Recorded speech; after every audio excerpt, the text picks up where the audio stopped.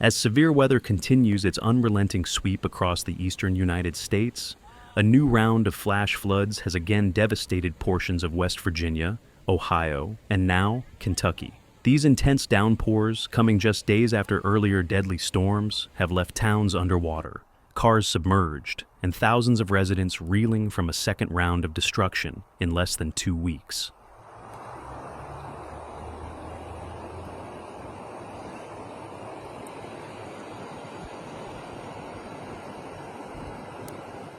In northern West Virginia, the Wheeling area was once again overwhelmed late Thursday night. Up to 2 inches of rain fell in a very short time frame, causing creeks to spill over and turning city streets into rushing rivers. The hardest hit was the Elm Grove area, where the West Virginia Emergency Management Division posted a chilling image, a measuring tape stuck in floodwater with the caption, "From dry as a bone to 5 inches in 45 minutes." The storm struck fast and violently.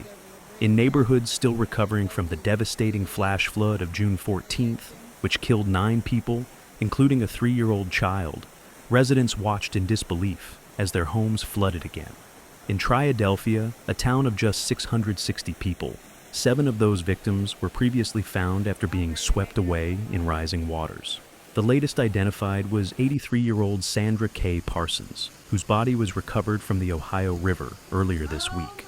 The June 14th flood, which dropped nearly 4 inches of rain in 40 minutes, caused millions in damage, destroyed roads, and required the rescue of dozens of residents. The community had only just begun to clean up when Thursday's storms arrived. Now, waterlogged homes and businesses face the brutal prospect of starting over, again. It is still below the bridge, but beginning to cross the banks of the river, as you see here. In Dayton, Ohio, the storms caused street flooding that stranded several vehicles. Claire Daoud was driving her children to dinner when her car became submerged in more than a foot of water on Woodman Drive. "It happened so fast, you couldn't see anything," she said. Her vehicle stalled in the middle of the road. First responders quickly closed off the area as water gushed over curbs and into surrounding neighborhoods. But the chaos did not end in Ohio or West Virginia.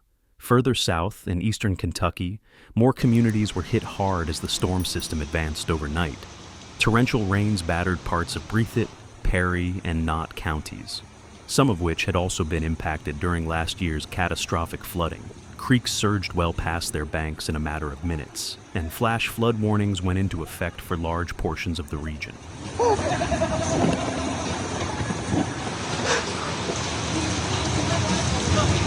In Hazard, Kentucky, rescue teams were dispatched to help residents trapped in their homes after water levels rose dangerously fast. Several mobile homes in the outskirts of the city were inundated, with residents forced to climb onto furniture or into attics as they waited for help. Local officials confirmed that no deaths had been reported as of Friday morning, but damage assessments are ongoing. Photos from Perry County showed highways that had buckled under water pressure, vehicles floating in parking lots, and small bridges washed out completely. For many residents, it felt like a haunting reminder of the deadly floods that claimed over 40 lives in eastern Kentucky just 1 year ago.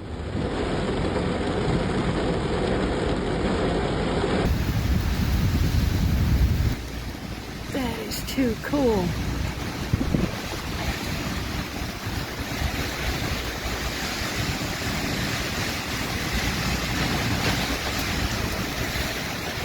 And it's here. As the storm system pushed eastward, widespread power outages followed. More than 20,000 homes and businesses lost electricity across the multi-state region. In McDowell County, West Virginia, where poverty and infrastructure challenges already strain daily life, downed trees and fallen power lines made entire neighborhoods inaccessible. Emergency crews worked through the night, removing debris and checking on isolated residents, many of whom were still without running water or power from the previous storm. Meteorologists say these back-to-back extreme events are the result of a volatile combination: record heat, high humidity, and a stalled frontal boundary that has triggered one slow-moving thunderstorm after another. In some areas, rain totals reached 5 inches in under an hour.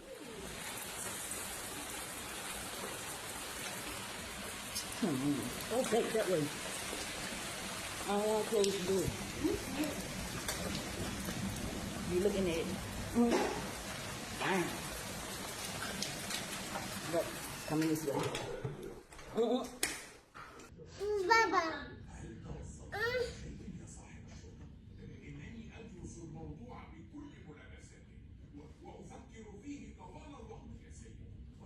The National Weather Service continues to warn of additional rainfall in the coming days, with saturated ground increasing the risk of landslides in hilly and mountainous terrain. Flood watches remain in effect across West Virginia, Ohio, and Kentucky.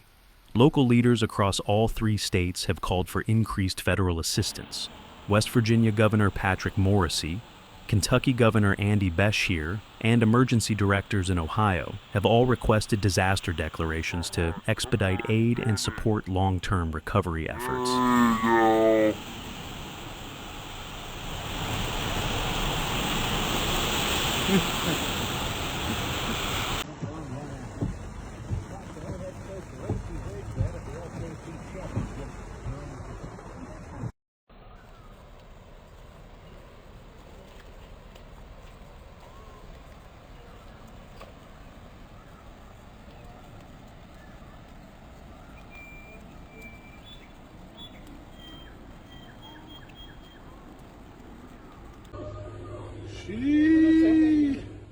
What stands out, however, is not only the scale of destruction, but also the resilience of the people affected.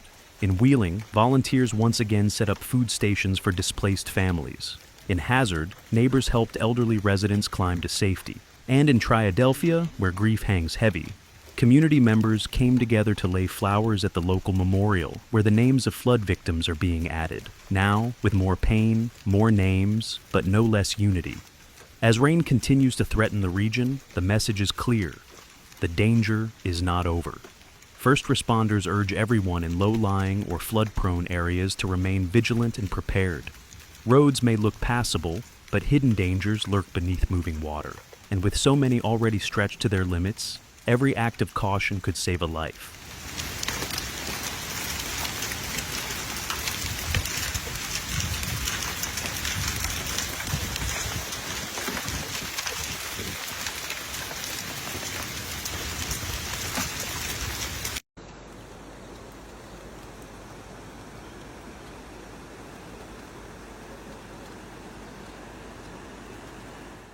Thank you for watching. See you in the next video. I gotta move the car.